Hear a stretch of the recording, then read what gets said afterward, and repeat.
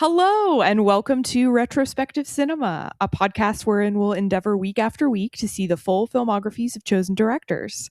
We'll interpret, critique, and discuss. I am your co-host, Annie Morell. And I'm your other co-host, Ryan Saylor. As we enter the last fourth of Fellini's filmography, we hit the 80s as he reunites with Marcello Mastroianni in A City of Women. Here's the clip. Finalmente due belle fazzine sorridenti. Non ho visto che musi lunghi, facce ingrugnate. Ma che cosa vi hanno fatto? Eh? Sì, capisco i problemi del femminismo, ma c'è bisogno di arrabbiarsi così. Mais qu'est-ce que tu dis? Non comprendo. Ma lei chi sarebbe? Il solito giornalista che viene qui per sfotterci?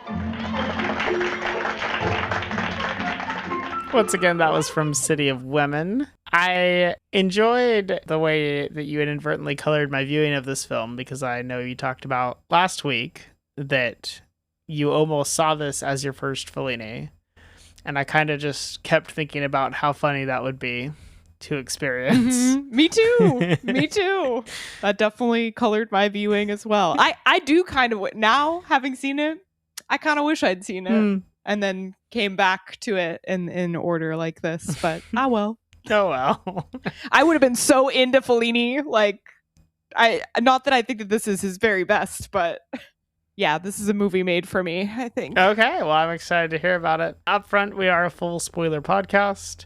It's probably fine this week. There's one spoiler, debatably. I don't know. It'll be fine. Yeah, I'd say that's a spoiler. It doesn't... It's weird because it's not that the plot doesn't matter and that the spoiler doesn't matter, but it really wouldn't ruin what it is. Mm-hmm. So yeah, I guess if that's a spoiler. First of all, I couldn't get over that we're watching 80s Fellini. I think my mind just cannot wrap itself around that idea. Like, I just associate him so much with the 50s and 60s, and I know we've been in the 70s for a while, but yeah, once I saw the 1980 trademark on this one, I said, oh, it is a whole new world. This is still a Fellini that's unbarred. He's able to express whatever sexuality he desires, and we've seen that for a few films now, but this does feel like a little stranger, a little more grandiose. I actually can see it fitting into the early 80s when it came out, so kind of interesting. Mm-hmm. The film, like I said, does reunite Fellini and Marcello Mastroianni. It essentially has him, he's playing a character named Snapperaz. Snapperaz. I have something to say about that also. Okay. I don't know if you read about it at all. Because I was like, why do I know this name? I've heard this before. And he said specifically like, oh, Snapperaz. And so I Googled it. I was like, is this an Italian thing? Like, what is this? And that's how I realized that in 8.5, a couple of times they refer to, or someone refers to Guido as old Snapperaz. Okay. And I was... Did it mean anything in 8.5? Or was it made up? No. Okay. Literally. So as far as I could tell, this is a word that Fellini has created that was used a couple times in 8.5, and then is the character's name that Marcello Mastroianni plays in this, and that's it. And it's since become kind of a like tired old man kind of name, like in the same way that Casanova was a person and then has become synonymous with like a womanizer. Mm-hmm. I guess in Italy, this is kind of synonymous with like, that tired old man. Interesting. So yeah, just thought that was really interesting. And then also, you know, the obvious through line of this being kind of the same type of guy. I mean, exactly the same type of guy, really. And literally the same guy, because it's the whole same actor from 8.5 and La Dolce Vita. And the fact that we get Snapperaz, which is from 8.5, and then he's literally called Marcello a couple of times, which is both the actor's name and the character's name in La Dolce Vita. Yeah, I love that he's like, Marcello Mastroianni, you can only play one character. I will only cast you in one role, really. The Mastroianni cinematic universe. It's still the MCU, but like less popular. There's 3 films. You did it. Yeah. As opposed to the 4,000 or whatever that's in the MCU at this point. Depending on when you're listening to this, it might be literally 4,000. I think we've rebooted by then. Oh, you think society, you mean? The world, entertainment, art, it's all gonna reboot at once. So Snapperaz gets off a train to chase this woman that he almost hooks up with. From there, the film follows dream logic as this character explores both female and male sexuality, I think, is the idea, although that paints a picture of half and half, and it's a little lopsided. It is called City of Women, after all. He goes through, a feminist conference. He goes through a Playboy's mansion. He goes on Mrs. Toad's wild ride with a bunch of teens.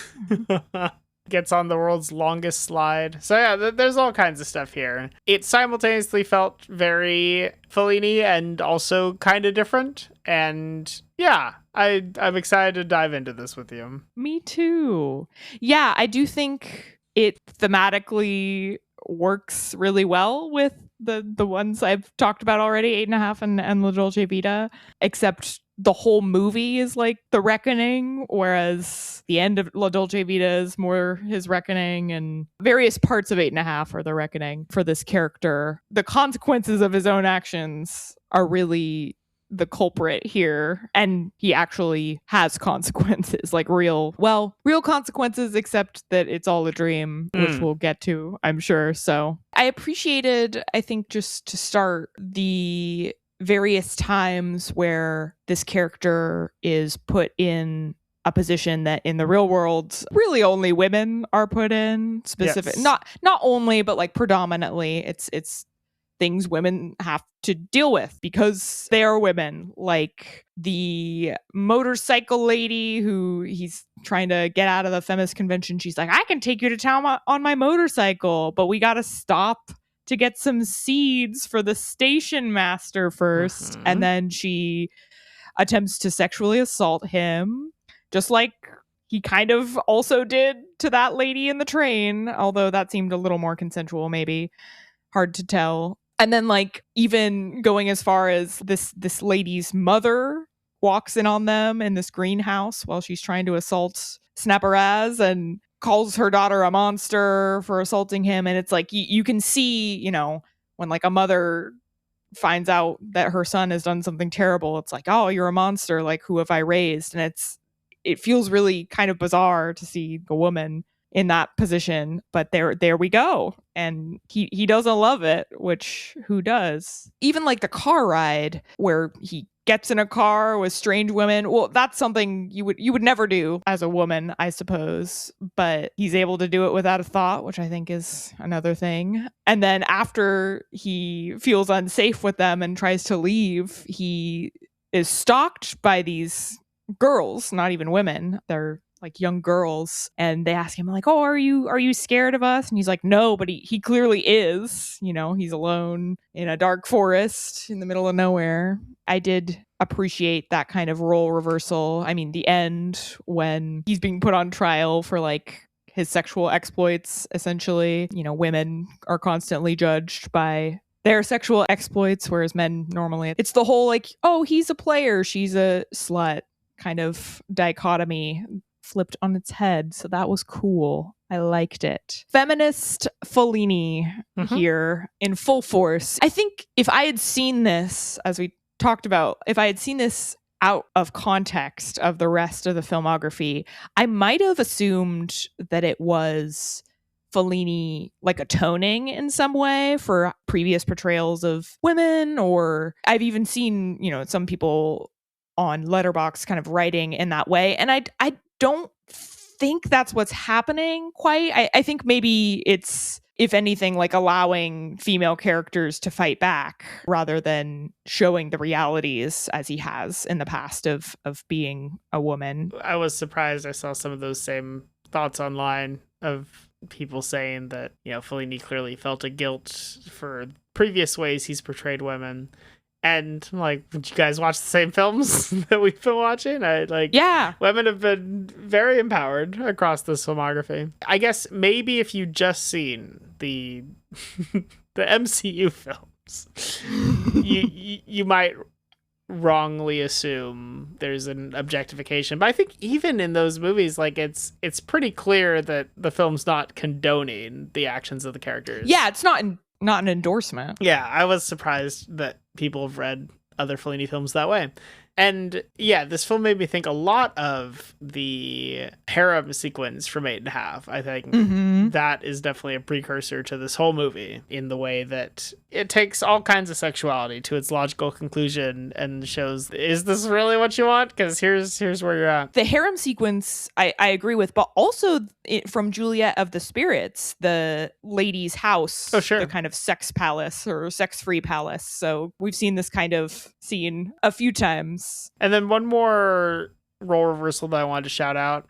There's a scene where a bunch of women that are like the police roll up and they're stereotypically garbed, like to the point that they're almost in like Nazi regalia because they're supposed to be that level of domineering. You see these figures of authority kind of flirting with him while he's in real trouble, and he's unable to reject their advances, but he also is trying to get his way out of there. And yeah, I thought that was another great example of what you were saying, where it's taking these scenes that are very real to women, yeah, I mean, to this day, whatever, 46 years later, and having this conventionally attractive man go through it and kind of just flipping it on its head. It is neat. A real bummer that it's still very relatable. No, absolutely.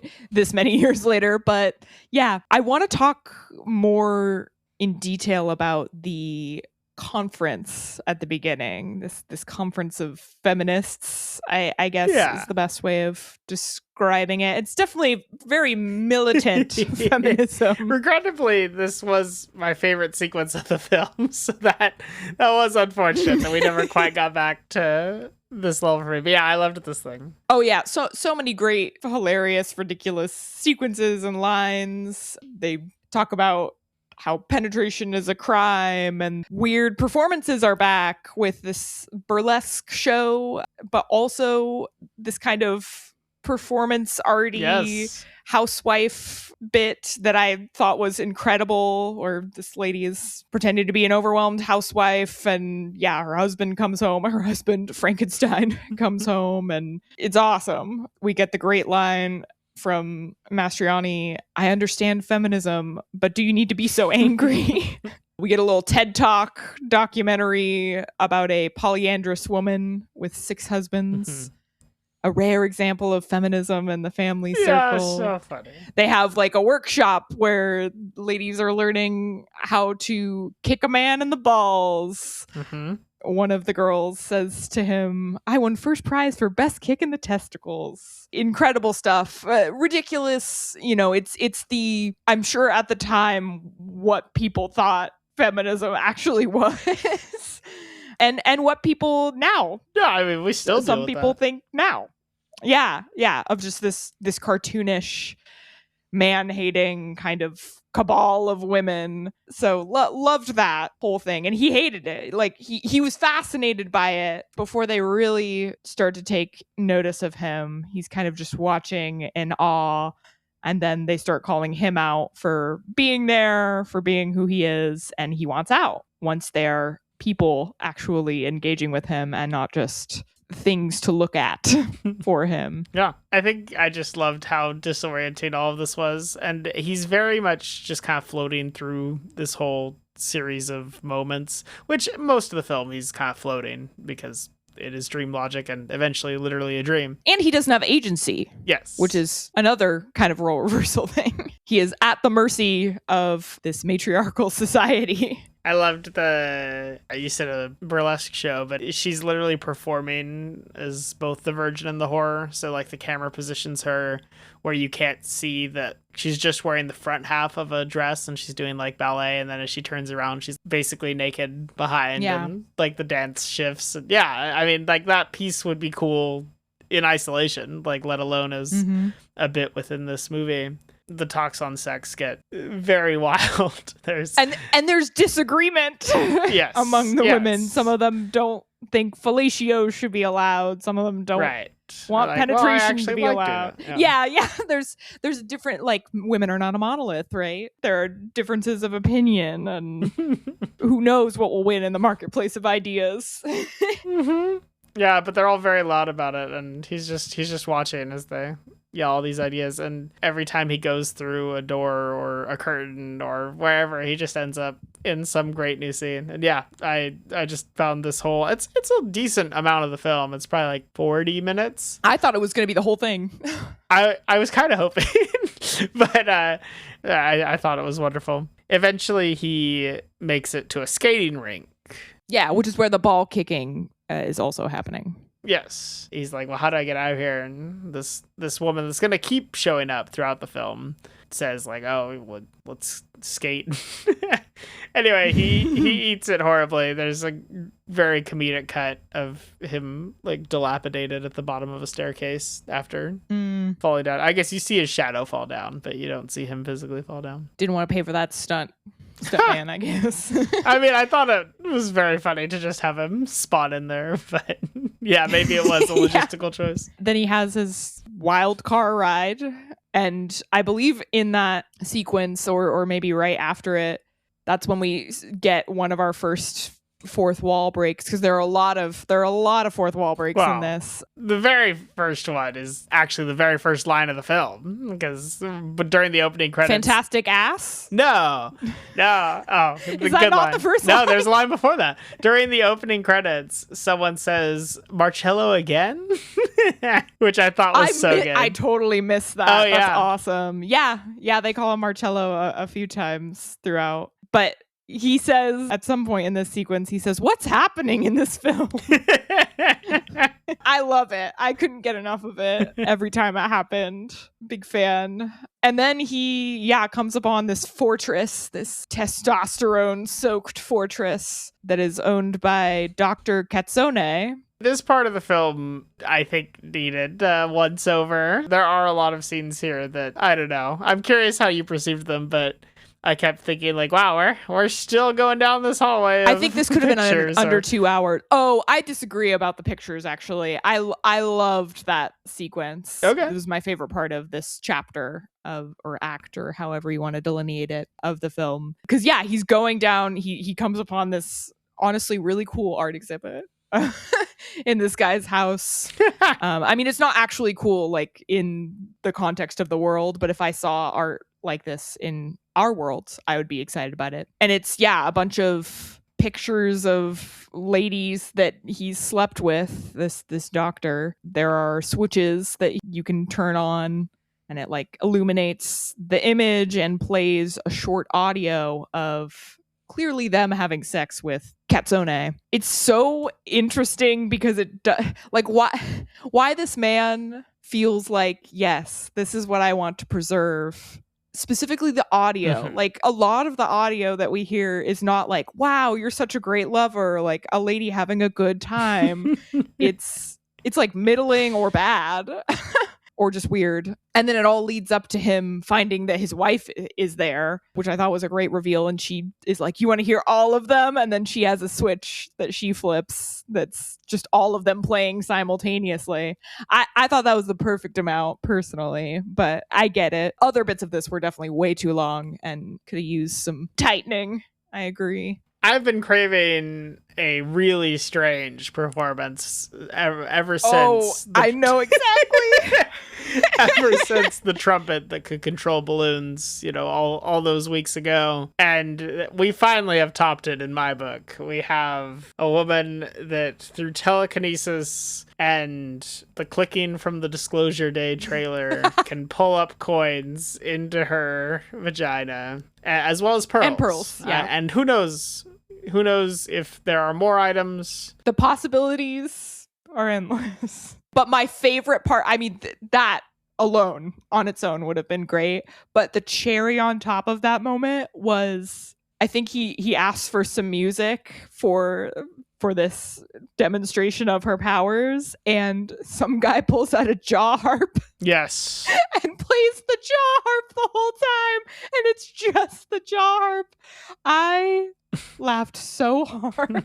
And then this goes straight into, he has this cake with 10,000 candles for his 10,000th conquest is happening that night. He's had a lot of sex. Oh, he invented the vibrator too, Right. supposedly. Yeah, that's actually a great line too. He's like, I did this, but then the Japanese stole it from me. I'm like, okay.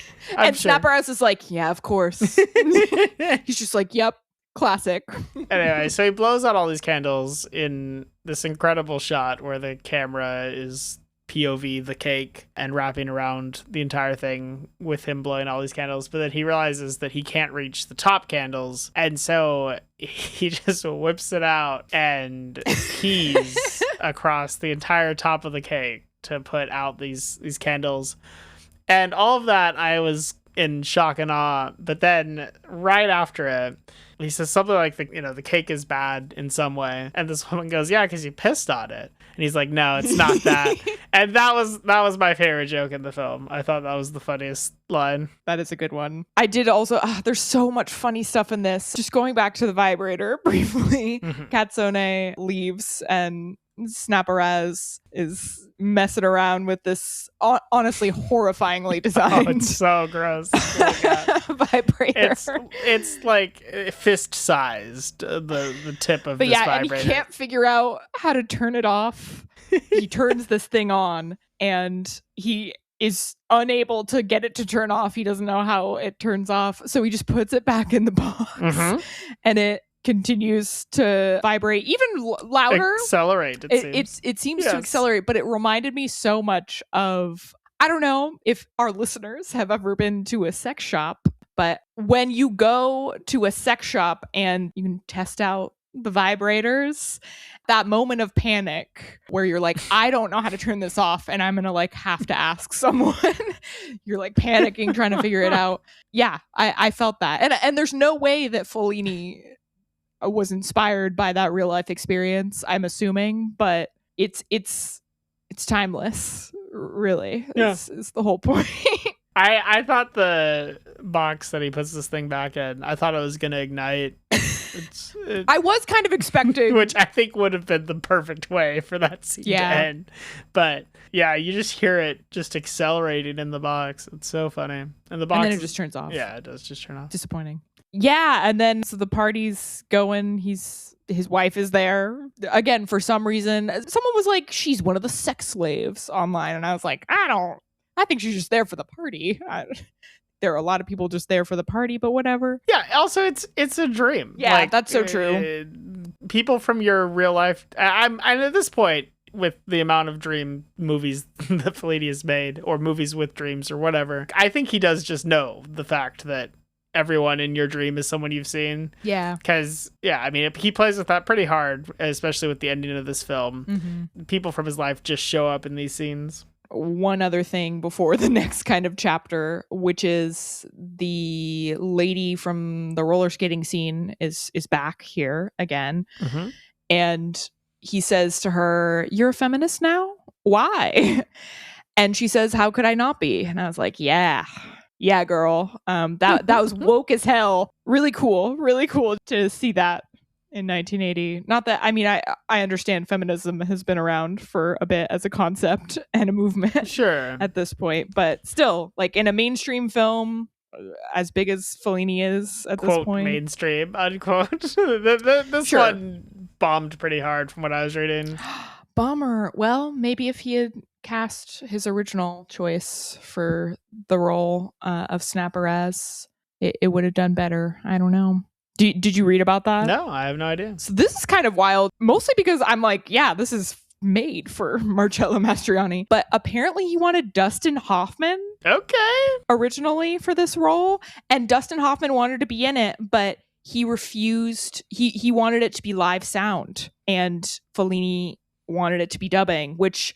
Thank goodness someone finally, not that it worked, but thank goodness someone finally pushed back against the dubbing. Because Hoffman was basically like, I think this will compromise my performance if you don't capture like what is actually happening, like how I am acting and my vocal tone in the moment. ADR exists and is still used as a tool to some extent to this day for various reasons, but I just continue to to be so horrified at the choice to exclusively dub. I would love to find some interview where Fellini fully discusses this philosophy of his, because literally he gave up his first choice for this role in order to cling to this idea, which I think is wild. But I am glad ultimately, because it does mean that we get Marcello Mastroianni, who I love as well, and who I think is a little bit more suited to this role, frankly, than Dustin Hoffman. But maybe that's just my personal taste.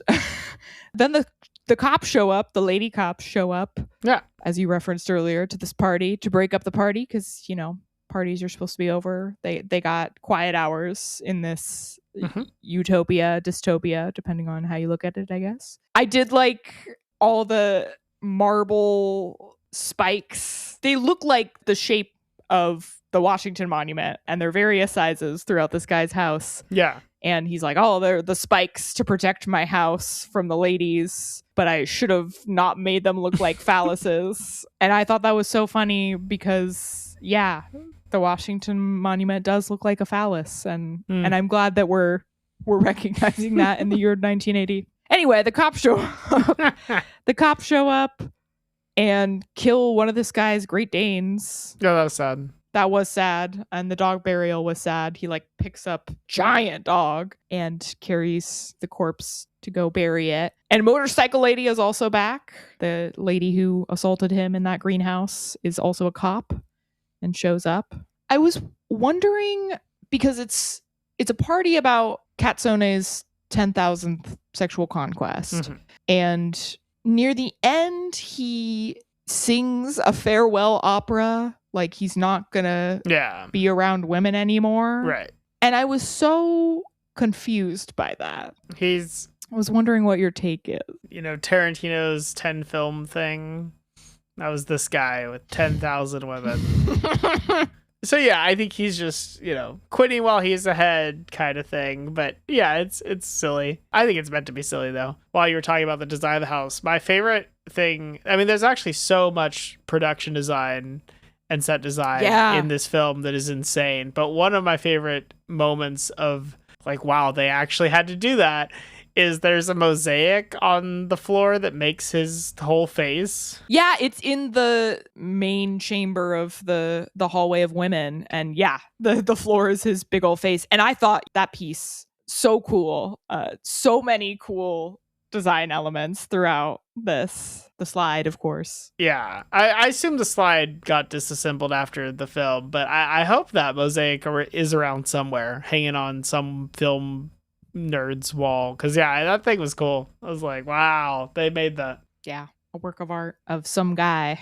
I have to say, I loved the scene a little bit after this where he is staying the night at this guy's house, and the maids and the burlesque ladies help him kind of get ready for bed. But there's a part before that where they all dance together, and it's so adorable. I think it's our one glimpse of him. Like, I don't think they're objects to him in that sequence. It feels like they're peers for the first time, the women around him. And it made me like his character, even though he's not someone we should be rooting for. I agree that scene, he's just nice and everyone's being nice. It actually kind of made me think about, like, we don't get his actual takes for a lot of the movie. Like, a lot of it, he is floating. That hallway, yeah, he is leering around and listening to all the audios. But a lot of his actions aren't as condemnable as his character feels. I'm actually not quite sure. Maybe it's just that the setup for the character is that train scene, and maybe that's what carries it through the film. But it is interesting. He's not relentlessly as evil as you would kind of think you would make this character. I see what you're saying. I think for me, where we get a kind of second nail in the coffin after the initial train scene, because he says something about his wife, but they're not together anymore. But they clearly are together. Like, both at the end of the movie, they're actually literally together. And then they're like separated in the dream, but it's his dream. And she's there, and he's still like he's still acting like this. Well, I mean, I don't know. I think in the dream world, they've divorced. And yeah, I guess you could interpret that as like he subconsciously wants that or whatever. But dream logic also often has to find reasons that are just there. So like if he's flirting with all these women, like, oh, how's my wife? Oh, we must have divorced. Like that kind of thing does happen in dreams. So I don't know. I didn't interpret it as that they were actually still together or whatever. And I mean, he's clearly so disoriented when he wakes up at the end of the film, too. Yeah, okay. I do see what you're saying. I think part of the reason why he's not able to be as malicious as the beginning sequence implies that he is because he's in a city of women. And because we have this role reversal happening through a lot of it, that he is not the one with the power for most of this. Yeah, that's fair. And maybe it's the MCU that we should know for his past discretions from having 8.5 seen and Little Iron Jupiter. Man and The Incredible Hulk, I was ready for City of Women. While watching, I did feel, disdain for this character, like I think you're supposed to, but then in reflection, it was like, well, why did I feel that? And it probably is just that opening scene. But yeah, there isn't as much as you might think there would be. Fair. We get a really awesome... Well, there's like a slide sequence where he is going down a giant slide and also simultaneously watching his past crushes, essentially, or like sexual awakenings that he had when he was younger, seeing various women. And then we move into the giant bed sequence that I thought was just another awesome set piece. It's literally a gigantic bed with about 20... mostly boys, but then one man, but not him. That was so odd. I think it was supposed to be like classroom of boys when he like awoke like the rest of the scene. So then that man would be the teacher. But yeah, because we don't exactly get that, and I'm filling in the blanks, it is hilarious that this one adult male is just also here. Also here in this bed where then they all start... It's implied through the movement of this giant sheet, and they're watching, ladies on the big screen in front of them. Did you get, because a little bit after this, he winds up in front of the judges, I guess, for lack of better description. He's sort of in this holding space with some other men who have done wrong, and there are all these pictures of men up on the walls. Did you notice? One of the biggest ones, I guess not, was Casanova. Oh my gosh. It was literally Donald Sutherland. Oh, funny. Not a picture, but like a painting of Donald Sutherland's Casanova, which I thought was awesome. Yeah, that's great. I really liked that because obviously, that Casanova is the type of man that should wind up in a place like this because of the crimes he's committed against women in this, dream logic scenario, of course. Yeah. I also liked it because I think this film does what Casanova was trying to do a lot better. This is what I wanted from Casanova, I think. I hadn't even really compared the two films, but you're right that this is the exact same criticisms as that previous film. But we spent a lot of time in Casanova, our discussion on it, talking about how we wanted like some voice of reason, and this film is that. It's you get that through all the role reversal and all of the women stating their case. Yes, they charge him with a bunch of stuff, but then they say he's free to go. And you were just talking about like what has he done, and I mean we get this whole big list of not great things. He's not acted great, but also not the most evil man in the world, I suppose. So they do let him go. Maybe they think he's learned his lesson with the experiences he's already had. I don't know. It's a dream. But he says no. He wants to see what happens anyway. So then he goes down this big old hallway and it gets even crazier, if you can believe it. And we get the return of clowns. Fellini was like, it's dreams. I can have clowns if I want to. They're very Chaplin-esque clowns. I guess he's supposed to be going to meet the ideal woman, his ideal woman. Yeah, because during this, they're calling men to go find their ideal woman. And so he asks about how do I see what's over there? And so that's really what he's interested in as he stays in the area and goes down this hall. Yeah, because he climbs this big old ladder and he comes upon another woman that we saw earlier. I truly don't even remember where she's from, but it's like an old lady that was previously in the film. And at first I thought it was going to be like, oh, this is his ideal woman. Ha ha ha ha, she's old. I'm glad it wasn't that. It was way more absurd. She points him up another ladder that eventually leads to a basket that is underneath a giant hot air balloon it's the same woman, right? Like she's the woman from the house, but also from the roller skating. Like that's all the same lady, right? I thought that she was kind of an amalgamation of the different women he's been into. Because, yeah, I think this hot air balloon woman has the traits of the roller skate woman, but I think she also has, like, the teeth of that woman that he shouts out, the nurse. Oh, the German lady? Yeah, and I didn't go trait by trait, but I think it's supposed to be, like, all of them. Okay, because she's wearing the outfit, the costume that the two burlesque ladies from the sex house are wearing. And she has the hair of, because one of them has curly hair and one of them has straight hair, and she has the hair of the straight haired lady. But I like that. I like that idea that it's an amalgamation of all the ladies he's liked. Is it her then? Is it the roller skate lady? That shoots him down? That shoots him down? Yes. Yeah.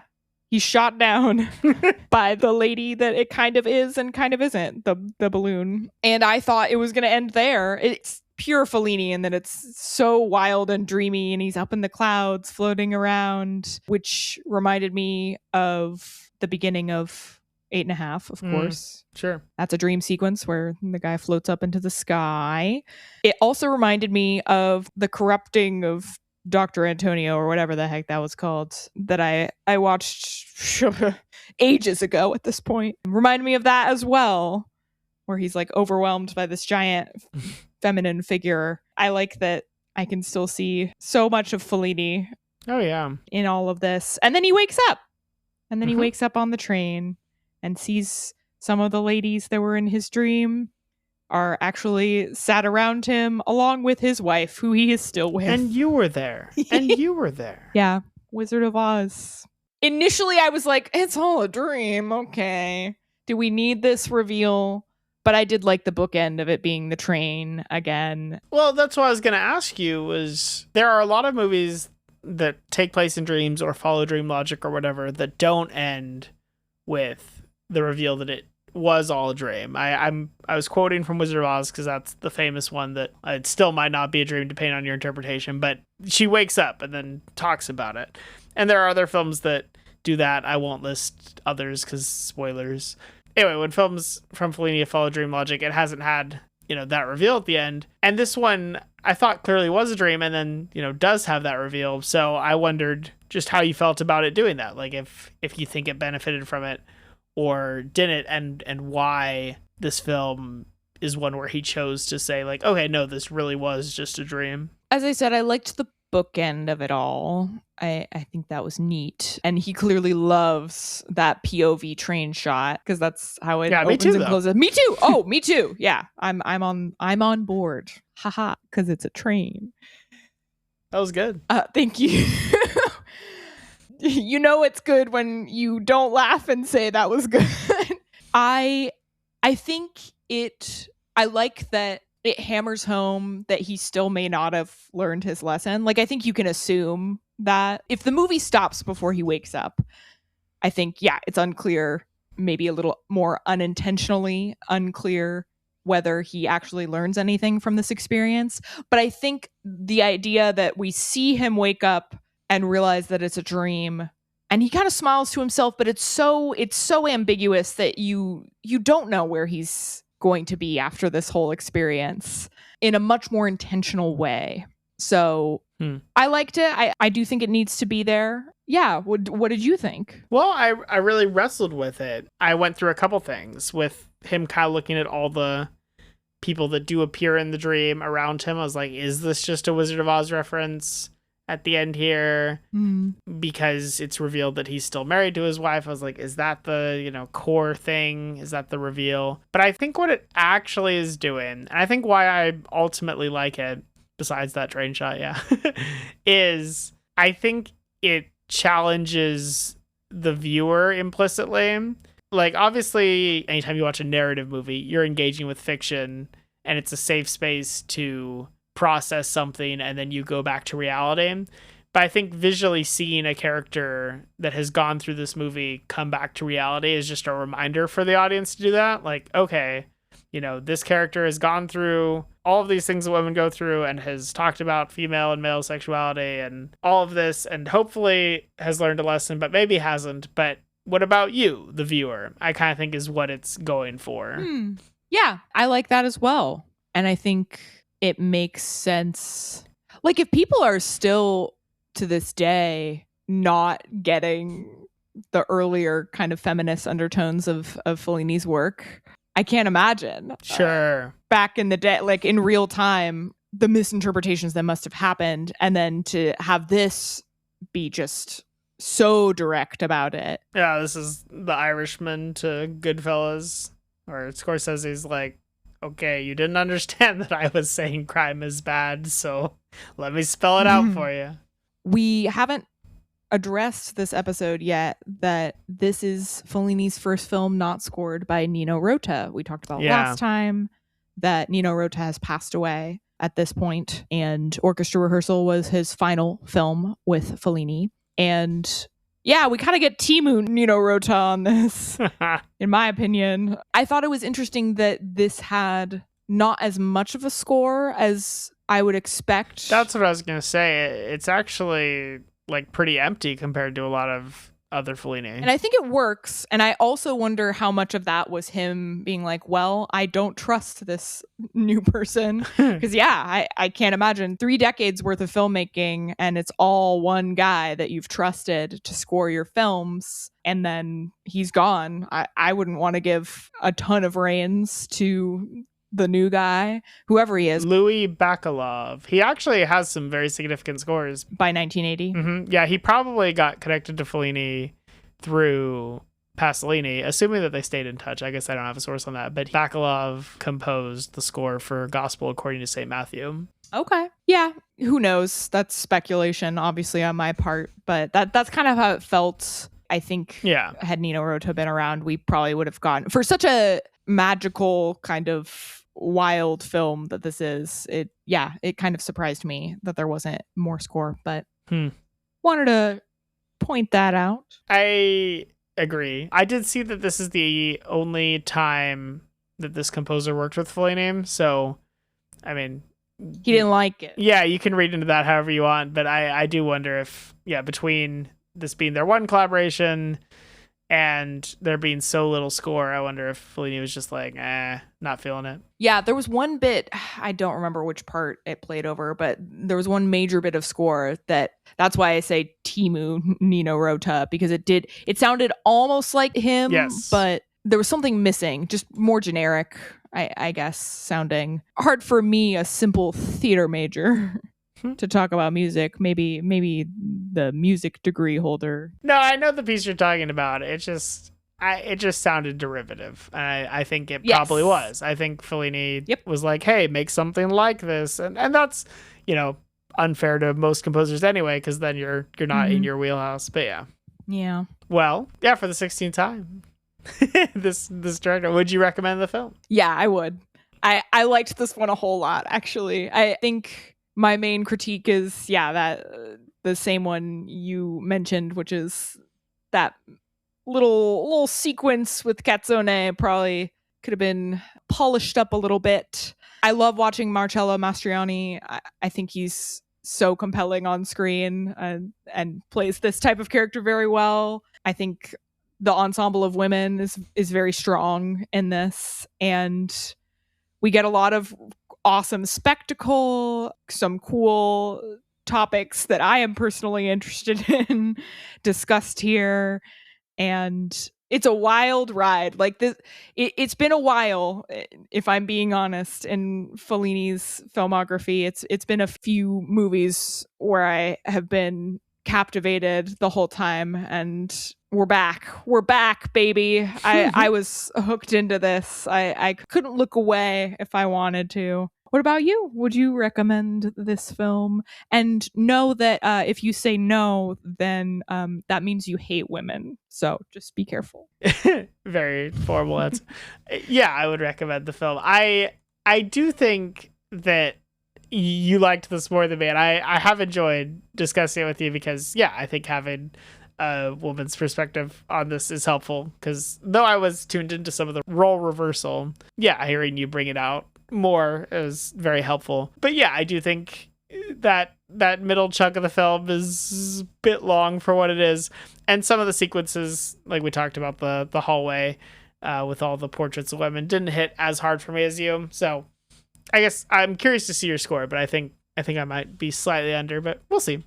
As for where this is at in Fellini, yeah, I mean, it's Amarcord for me is when I was captivated, and I think this is under that. But it's good to have debate and disagreement. What we have here is very cool. I called Marcello one of Fellini's muses last week as we anticipated this film, and I think that's very real, and I think you can see that here. Him returning to this actor that he's such a good collaborator with, I think helped him make something that feels more, it's still looking forward, it's still new, but feels like he's playing with his strengths. Yeah, this is his wheelhouse for sure. Yeah, definitely. And yeah, I loved the production design of this whole thing. There are so many pieces that, I hope they're in some museum somewhere, especially that mosaic. Somewhere on the internet, this was described as a B movie, and I was like, what? This has a huge budget. Yeah, co-production between Italy and France, which makes sense. Oh, no way. It would be hard to secure funding for this. Yes. If you agree or disagree with anything we've said here, you can write to us, retrospectivecinemapodcast@gmail.com. I forget to do this in the middle of the spiel every time, but if you're with us and you've been enjoying us, please do rate us 5 stars. We'd appreciate it. You can find us on Instagram and TikTok at retro_sin, CIN. I had, I think, our most viral video yet this week, right? Oh, yeah. With we're on the obsession train. I got around to Obsession. Annie and I both fans of it, but yeah, I talked about one specific piece of that film that I think is really what brings it together, and other people agreed, so it was cool. Yeah, we're both on Letterboxd. I'm at Ryan Loves Film, and I'm at Annie Morell.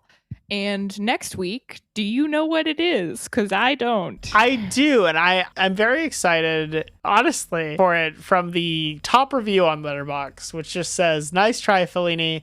You may have replaced the cast with human beings, but you can't fool me. I know a Muppets movie when I see one."